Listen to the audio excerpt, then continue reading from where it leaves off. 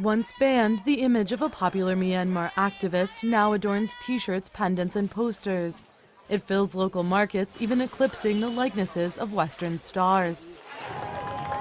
Aung San Suu Kyi has become a celebrity in her own right, drawing huge crowds as she tours the country ahead of elections. Until recent democratic reforms, military rulers banned her image and restricted her movement. Shop owners say sales have climbed as much as 400% since they began selling Suu Kyi merchandise. Of course, we wanted to sell them, but we didn't do it because we were not allowed. We just did what was allowed and the business wasn't very good. Now there is more freedom and the business is very good. So I think there are signs of improvement for the country. Suu Kyi's party, the National League for Democracy, is fielding 48 candidates for the by-elections on April 1st. She is running for a seat in Komu village outside Yangon.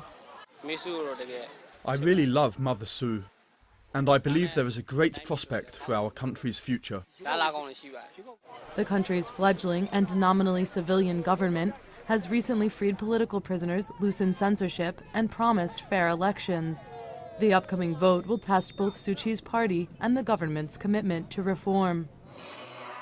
Lindsay Perietti, Reuters.